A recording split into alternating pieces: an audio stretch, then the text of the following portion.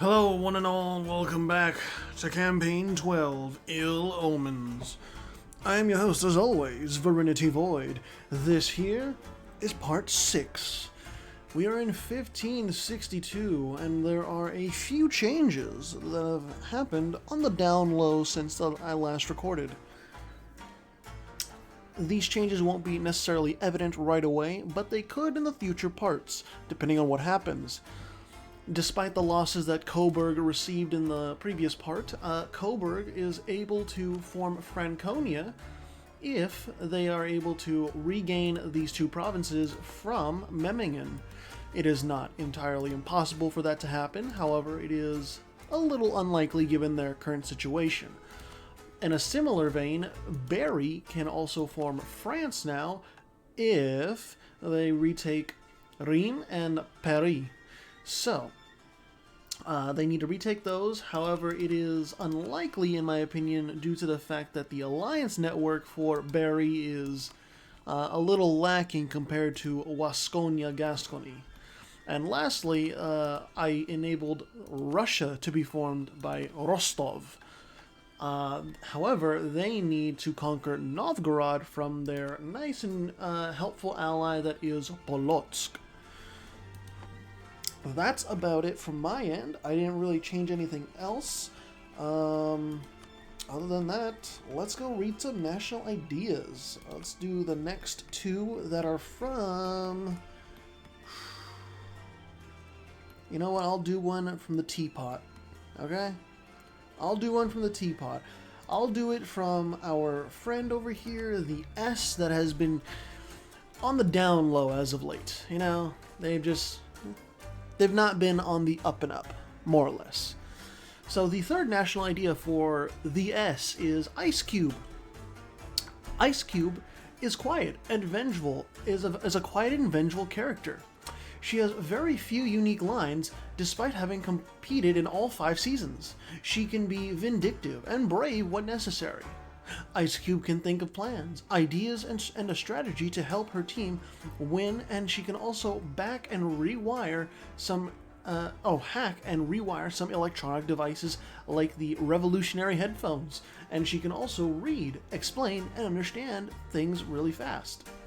Idea cost minus 5%, morale damage received minus 7.5%. The fourth national idea for the S is Bottle. She is portrayed as a supportive, strategic, and adaptable team member who plays a key role in managing her team's performance. Getting Puffball to think about roller coasters arguably has Bottle at her most competent and aware, as she tried to ease away from having Winner perform when Clock was really urging for it to happen, and warned Clock not to push anyone. Clock not listening resulted in their team losing. Spite network construction plus 7.5%, diplomatic reputation plus 1. We'll see if any of this can really help out our unfortunate friend over here get out of their unfortunate situation. They're only allied with Karman, so we'll see. Let us go forth into part 6. And over these past few days that I've been looking at the campaign discussion channel, Pepsi has been doing a lot of testing with regards to institutions, and specifically what makes the institution of colonialism spawn. So I'm not entirely... I haven't been able to read through every single thing Pepsi has said. However, I do know that it's going to be a while before we get any sort of nation that picks exploration and expansion ideas. It's just not that favored in general by a lot of nations.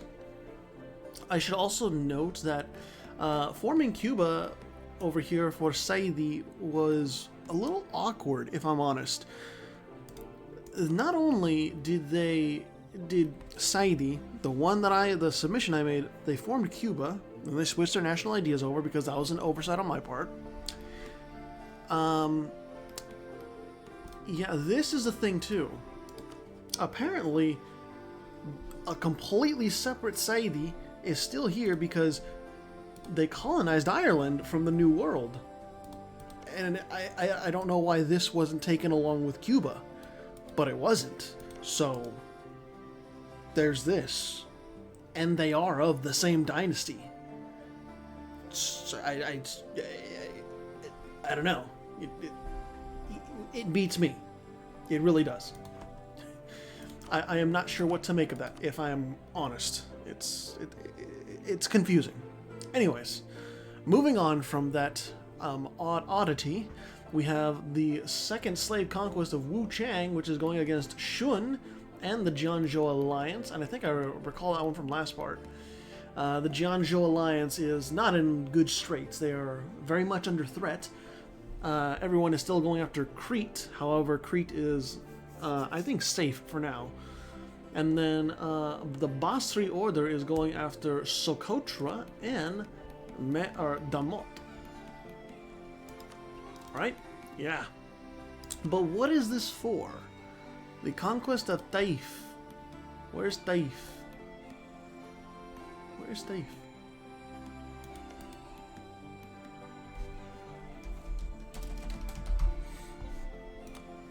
Oh, okay, so I guess Socotra was colonizing over here, and then the colony was burned down. The Basri Order can definitely take some land over here, though, in South Arabia as well as West Arabia, so we'll see what exactly the Basri Order takes. And I'm not even sure if Damot is gonna help out, so And no one really, they're okay with blockading Crete. They are not okay with landing troops on Crete. So, leave the Cretans to themselves. And here is your religious map. Protestantism as well as Reformed is slowly spreading. I think, did I mention too that Moldavia can also form Romania? I don't know if I did. But if Moldavia does get those 3 other provinces that you see highlighted, they'll form Romania. And that'll be an interesting find, an interesting thing to see. And obviously Socotra, they can't defend their land provinces. The Basri Order is far too strong. They are far too capable. And Yaman is just filling out their provinces. Kilwa, I think you need... Okay, you're allied with the Mamluks. That's very good. Kitara is allied with Transvaal. Oh, okay. Transvaal is maybe going to get some action sometime soon. I should also mention Tiwi got fully annexed. Indeed, they are no longer around, and Penacony is large and in charge. They gotta colonize the rest of Australia, obviously, but they have succeeded in their conquest. Also, the Metaslavers have gotten through, and Chahar is also pouncing on this opportunity and going after Shun as well. The Jianzhou Alliance, they're trying to hold back the tide, but Chahar as well as Golok mercenaries hired by Chahar, they're making waves in the lands of Jianzhou. All right, and Chahar wasn't given anything, right? Okay, no. So Chahar is going to go for the rest of Shun, and the Metaslavers have annexed the majority of Shun. Needless to say, I think we have our powerhouse of China. Not gonna lie, I did not expect the Metaslavers to do it, but I mean, when I look back at their national ideas, I just think, really, how could this have happened any other way? Realistically, how could it have happened any other way? Oh, hey, Tao Sai! Tao Sai went exploration expansion, brothers and sisters. It's only a matter of time before colonialism spawns. The only thing is, they don't have enough ships for a proper navy, so they can't explore. That is the main thing. If Tao Sai still had their land here in the French region, I think maybe they would be able to colonize a lot more, but unfortunately it's just That's just not how things go. Oh, wait a minute. Oh, the slaves are now going after Chahar and Golok. Okay. Want to make the slavers want to make more slaves out of anyone and everyone in the Chinese region. How fitting that I'm recording this on Chinese New Year as well. Yeah, well, I mean, technically the meta-slavers are of Chinese culture, so I mean, this is they're just reunifying China and ending the civil war that was going on. I don't know what song is playing. I'm gonna go next.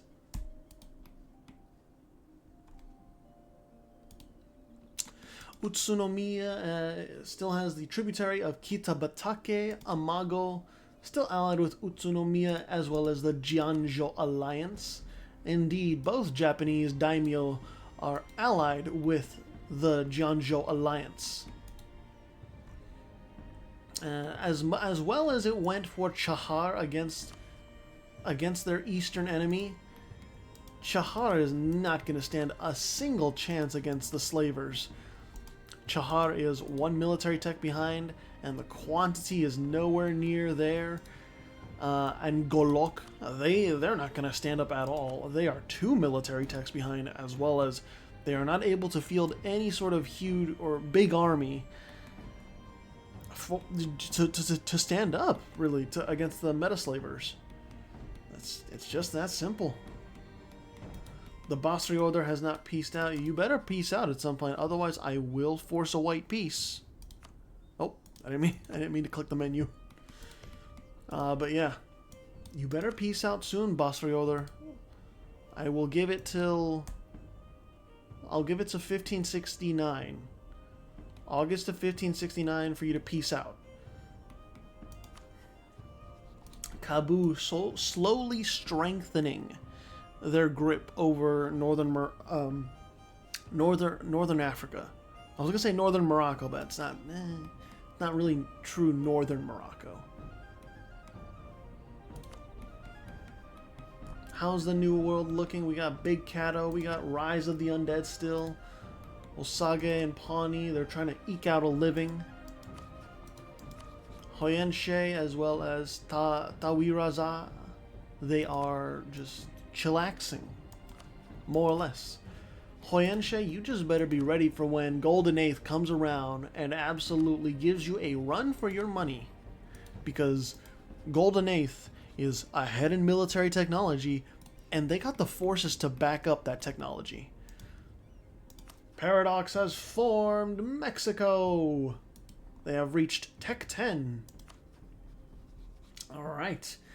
And it does seem as though Totonac is taking its final bow as they fight Kanpech, Paradox, and Big Kato. Rise of the Undead, they are trying their damnedest to hold off Big Kato, but that's 6441.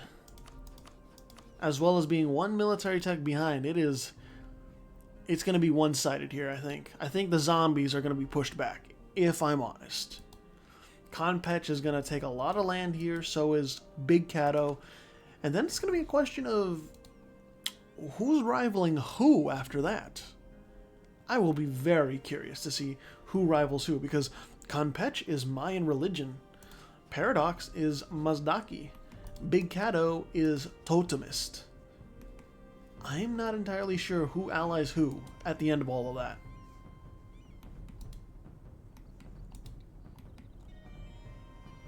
I appreciate that the Rise of the Undead, they're sticking it out to the end with Totonac, but it's just, there's nothing left. There's nothing left in the tank. It's all empty. Unfortunate. Still, it was really fun seeing, seeing Totonac survive those two early wars and just absolutely demolish the competition in those wars. Basri Order taking a commanding grip over South Arabia. Yaman, like last campaign, is going to be hard-pressed to fight their adversary in the region. However, Yaman does have an ally in Karman and has an ally in Armena. Oh, wait a minute. Wait a minute. So, Teammates is going after Just Not. And this is a war that Teammates has called in Death Pact again. So, Teammates and Death Pact again. They are both piling on against Just Not. And Just Not doesn't have an ally. Strongest team on Earth. They said, no thank you. I want to ally with Kerman now. You're on your own. So I believe Just Not is left out to dry. You know who else is also left out to dry? Golok. I think they're going to lose Chengdu. And that's a big loss. Chengdu is a very fine province. It's got a wonder that can be upgraded, and it's got 29 development, and it's farmland. It's not even tropical farmland. It's just regular farmland. It's good. Chahar got torn asunder, and, you know, Shun, they took some land from them, sure, but Shun, you should know that this isn't going to last long. It's just, it's not going to last long at all. This entire, like, super region, it is the playground of the slavers. Nothing else. And just look at that invasion going. Just Not, they can't hold out. Their military can try, but it's like, what do you do when it's the 2v1 and the forces outnumber yours 2-1? In Europe, we got two wars. We have Memmingen allied with Fortu going after Coburg, as well as the Papacy. And then we have Fortu going after Norge, as well as Island. Oh, Fortu. They actually went for it. Oh my goodness. I did not think that they were actually going to land in Reykjavik, but they have, and they are willing to root out the Icelanders by any means necessary. Legitimately. Icelanders, they got no military left. The capital is going to fall. It is looking dire. It is looking very dire. And the Papacy, they're trying to fight back against Memmingen. And to their credit, the Papacy is pulling a lot of weight. However, Memmingen is one military tech ahead despite this 2v1. It is going to be very interesting to see these battles. Discipline is from Memmingen, morale is from Memmingen, and tactics are from Memmingen again. Therefore, the Papacy, that's a triple TKO. That's a knockout, man. Good luck coming back into this. There's nothing. If maybe the Papacy was on the same military tech level, that battle might have gone differently. But they're just not. Skill issue. Legitimately skill issue.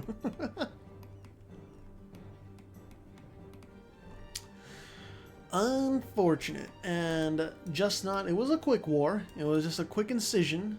However, they did lose two provinces right here that were originally belonging to Kerman, and they lost a little bit of land that they had to give back to the S. Also, the S is allied with Teammates now, so interesting development there. Coburg slowly being invaded and occupied. But at the same time, the Papacy is being invaded and occupied because Memmingen as well as Fortu are over here ready to go. They're ready to bat. And Island, no, they're still at war. However, Island, okay, they didn't lose any of like their core territories up here in the north. I think they just did a separate piece because, did they? No. Norge, I don't know if Norge even lost any land to Fortu. All I know is that Dumnonia is now going in for Ostjylland. I don't know how to pronounce that, but it's right here, and it's a colony. And Norge cannot stand up to what is happening right now. It is plain and simple. Wait a minute. Hold on a minute. That changes the game. Wait a minute.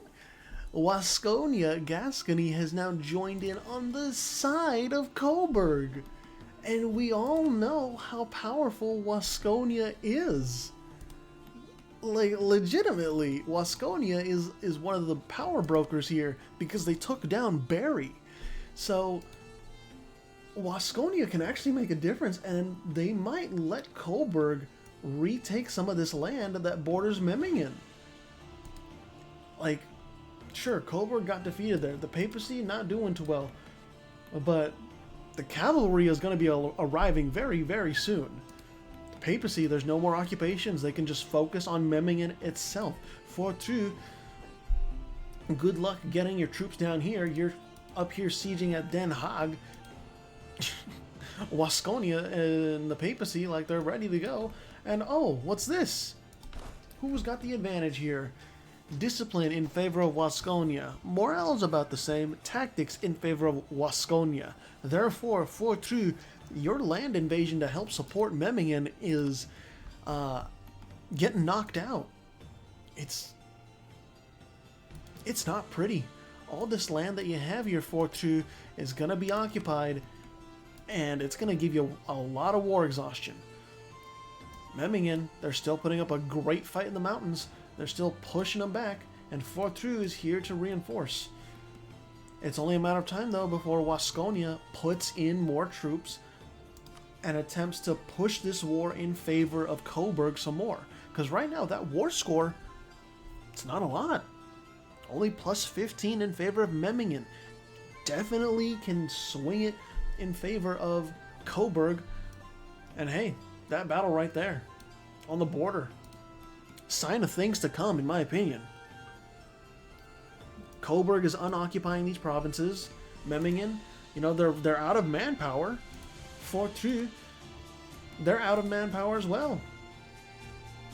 What's it gonna be, Memmingen? Taking good battles, that's good. You're taking the battles you can win. But you just gotta know, Wasconia, it's impending doom. It really is.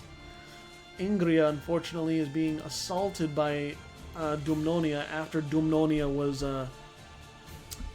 well, they chewed on Norge, and now Norge is left with just 2 provinces over here.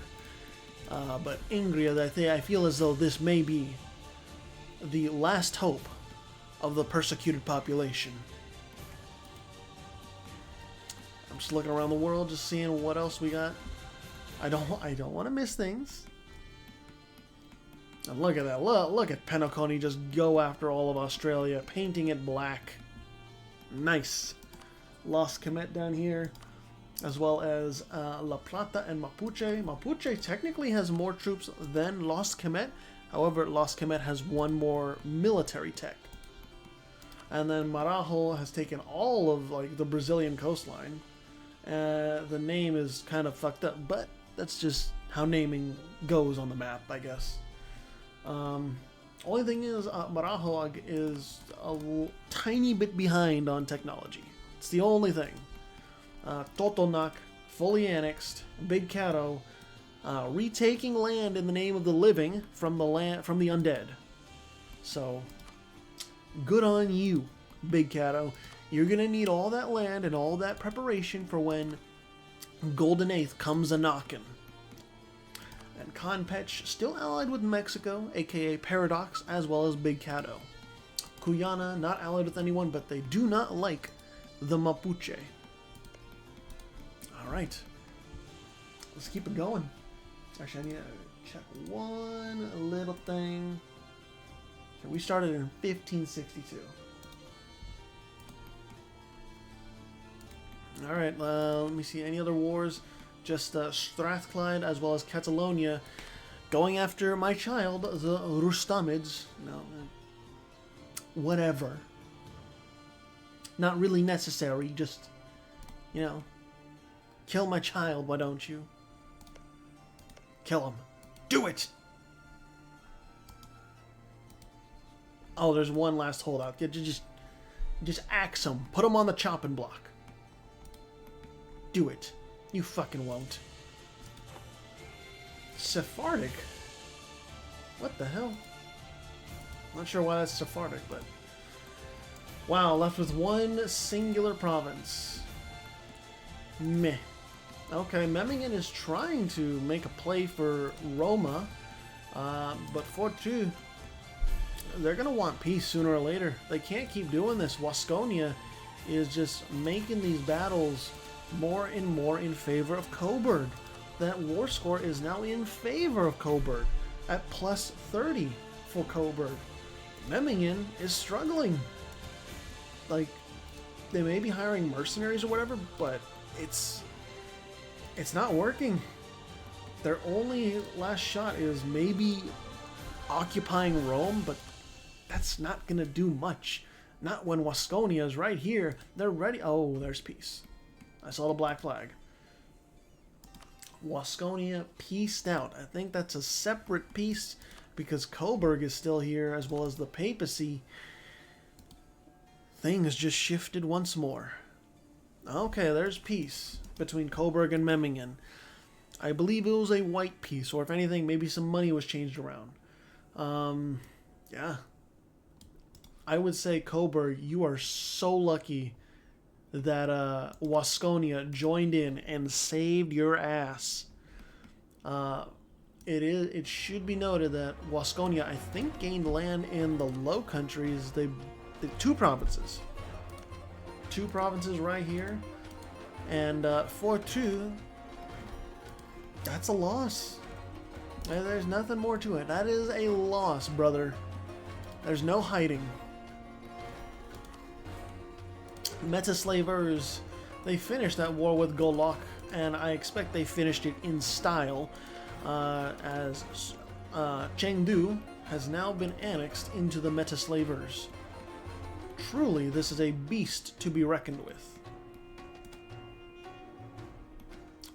Any other wars going on? No, peace in our time. Really? Southeast Asia is getting a little complex. I think we're going to need a little bit of consolidation by one power or another. Johor is actually like finally colonizing near their homeland. I never thought they would, considering we got Johori Manchuria. Joshua, they still need to ally with someone. If Joshua can ally with the Metaslavers, that'd be great. That secures their position. But if they don't, I kind of fear for them.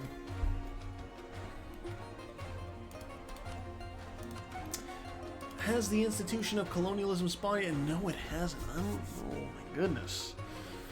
Oh goodness. Strathclyde. Ah-ha-ha! I see that.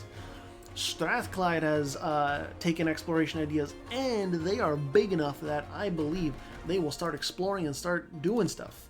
Let's see. Yeah, okay, alright. Yeah, see? We all knew it was going to happen eventually. Strathclyde is exploring, and maybe once they unlock those extra colonists... Uh-oh. Yeah, once maybe they unlock those extra colonists, they will start colonizing elsewhere and then trigger exploration. Granted, it is a very, very late institution. You know, it's going to be interesting when it spawns. Ah, finally, we have another war. We couldn't go too long without one. So we have the North American coalition trying to fight against the expansionist tendencies of the Golden Eighth. And then we have Gwynedd, as well as Wasconia, going after Berry, Catalonia, the Papacy, and Poitou. Yeah, something tells me Berry and their alliance chain is not gonna work. Because Gwynedd is already besieging the capital of Poitou, and then Berry is also getting besieged down, or sieged down, I guess. And then Wasconia still, they're low on manpower, but they got over 50,000 troops on the field. That's not a joke. That's not something to be trifled with. Catalonia also has a lot of troops too. However, they're going to be reinforcing a lot of those troops right now. Bari and Catalonia just, they couldn't stand up to that kind of death stack of Wasconia, unfortunately. I'm not sure if anyone's going to be able to stand up to the death stack of Wasconia, really. And it's only a matter of time before Fort 2 pieces out, because once that capital goes down and the other lands of Fort 2 starts being occupied, that's a lot of war exhaustion. They're not going to be able to pay it all down. They're going to want peace. So, yeah, I'm just not sure. Bari, this is looking bleaker and bleaker by the month. Basri going after Socotra as well as Damot once more. Again, it's Fort Taif, however, it is a colony. Golden Eighth. Let's take a look. This is going against Pawnee for Tamaroa, right? Yeah, Tamaroa. Thing is, I think that they're kind of gonna run over their competition because Osage barely has any troops recruited at all. Pawnee is struggling. Big Cato is their biggest like ace in the hole, but consider that ace in the hole has less than half as many troops as the Golden Eighth, and they're also 3 military techs behind. It's not going to be pretty. This is going to get ugly real quick.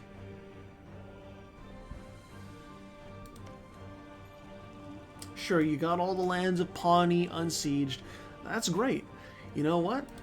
Golden Eighth doesn't care. They're going to throw troops at you, and they're going to reinforce, and they're going to win these battles just purely off of military prowess or technological prowess. Well, that's a long and short of it. I can't. I got nothing else to say. We kind of saw this coming, unfortunately, but nothing we can do about it, really. Golden Eighth is coming down here, and they're superior. And then over here in the old world, big battle between Catalonia and Wasconia. Who has the advantage? Wasconia has the advantage in discipline. And morale. Tactics are about the same. So Catalonia is just like any manpower advantage that Catalonia had, down the drain. However, Wasconia really struggling for troops. They are absolutely emptying their troop stores for this war. And Gwyneth, they're doing okay, but Fort True is actually retaking their capital, and they have trapped the troops of Gwyneth on Ireland. Holy shit. The AI is playing tricks on the AI. Oh my god. So yeah, maybe now the tide turns on Gwyneth and now their lands get occupied. I don't know. Things are up for grab right now. I'm not sure what happens. This war could actually be won by Bari and they could retake Paris. Look at this. Catalonia is sieging down the capital of Wasconia. Wasconia doesn't have a response other than trying to deal with Fortru's land over in the Low Countries. It's a disaster for Wasconia when it was looking so good earlier. Oh my goodness.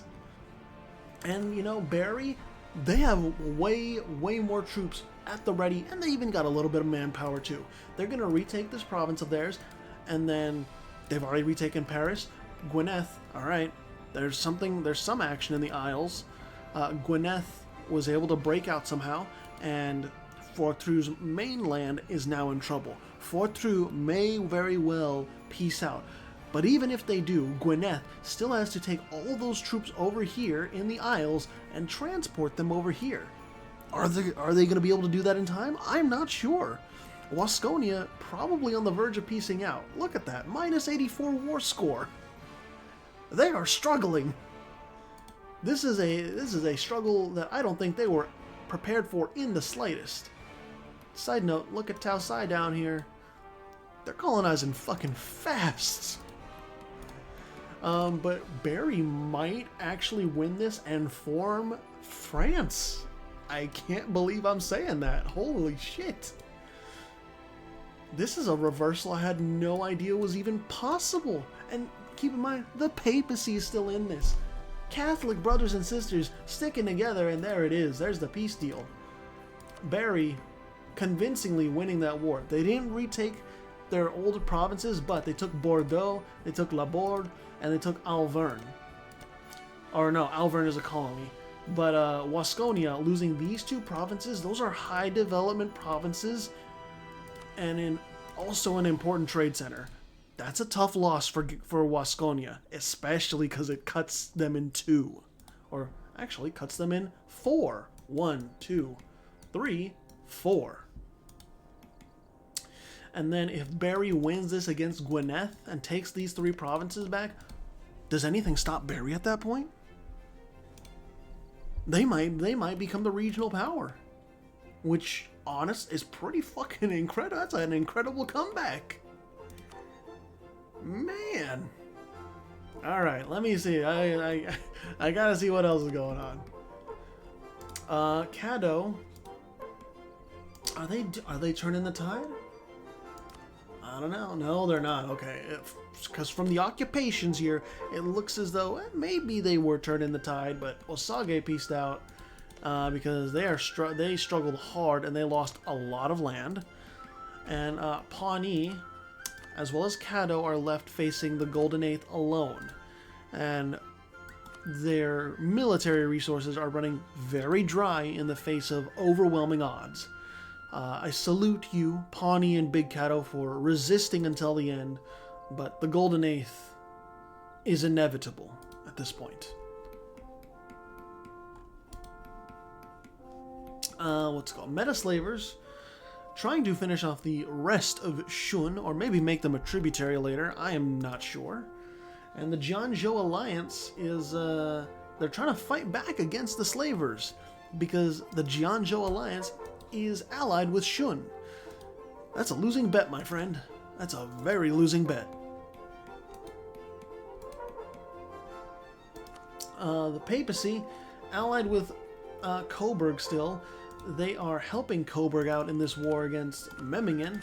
Memmingen has superior numbers, but maybe the papacy, with their recently hired mercenaries, I saw that number go up, they might be able to help out. Maybe. Hopefully. I think we'll go to about 1583 for this. Because after this, I am going to go to sleep. I am very tired. I'm very entertained by this part too, but at the same time, my legs hurt. I have been on my feet all day from teaching in a 4th grade classroom. And there it is. I saw that peace deal. Barry, looking large and in charge. Clap, clap, clap. I love that. I love to see this, man. This is a really cool comeback. It's an AI. It's a vanilla tag. Sure, it was not player submitted. I get it, but it was looking like Barry was out. They lost a lot of land to Gwynedd, as well as Wasconia, and now Barry is able to fight back and get some land back, as well as new land. That's not nothing. That's pretty significant. Now, the case for Memmingen versus Coburg. Coburg's capital has been taken over, and Memmingen... Oh, the goal is Rothenburg. Where's Rothenburg?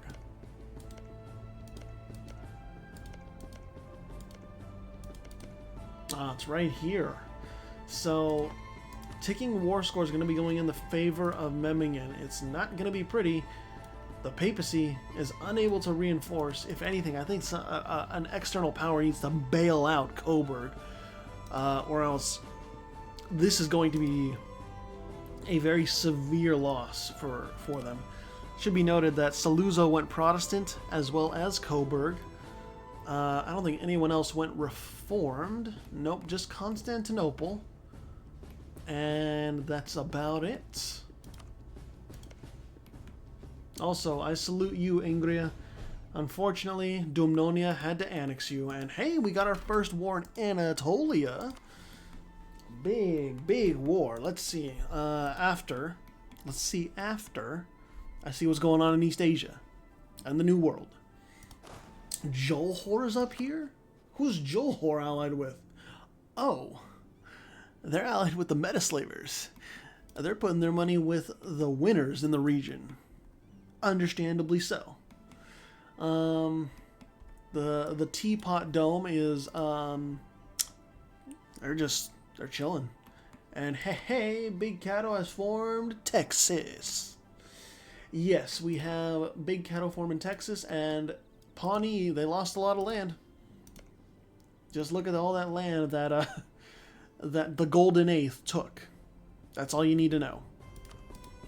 So, unfortunate, but it's how the cookie crumbles, I guess. Also, I just saw that Gwyneth took over the lands of the...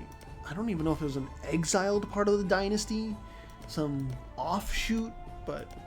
I don't know, it was weird. But, yeah. I mean, technically, my child still lives on. Technically. Still no colonialism, though. Still none.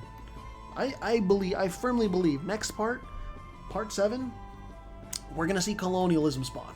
Strathclyde is going to do something. Probably. Maybe. There's a lot of islands over here. We even have Transvaal of all fucking nations over there. They're from South Africa. Come on. Come on, Europeans. You're supposed to be better than this. You're supposed to be colonizing more. Actually, even Catalonia. You're in Iberia. What the hell? So, I don't know. Let's go to August, September. And let's see what this war is about. This is the... What? So, Fortu is at war with... Oh, no. Strathclyde. Strathclyde is Altklut. My bad. So, Strathclyde, allied with Catalonia, Ramazan, and Dumnonia, are going after Crete, which is allied with Constantinople. I see. So this is a sparring match, more or less, between Constantinople and Ramazan. I don't think that... No. Ramazan actually has competent numbers. Now, whether or not they can use those numbers competently against Constantinople is a different story. I don't know. In terms of army quality, Ramazan has way more discipline. Constantinople has slightly more morale. Tactics slightly favors Ramazan. So Ramazan is in a really good position for these battles. You know, they lost that one, but don't count them out. Don't count them out just yet. Ramazan could pack a punch and you don't even know it. But we are coming upon the end of this part. Coburg is looking grimmer and grimmer by the day. Alright. October 1st, 1583. This Europe is getting real messy. It's looking like a paint splatter. But I think that's gonna be about it for now. We'll see what happens in the next part. I'm curious to see how much Coburg loses, and I'm curious to see if Barry actually like reconquers Paris and Reims and forms France. That would be pretty fucking cool, if I'm honest. Yeah. Nothing else really to say. Let's look at that leaderboard. So, in first place is the Golden Eighth. In second place is Fortru. In third place is the Meta Slavers. In fourth place is the Basri Order. In fifth place is Dumnonia. In sixth place is the Papal State. In seventh place is Wasconia Gascony. In eighth place is Strathclyde. In ninth place is the Mamluks. In 10th place is the strongest team on Earth. In 11th place is Hoyenshe. And in 12th place is Gwyneth. That'll be all for now. Thank you all so much for watching. I will see you in the next part.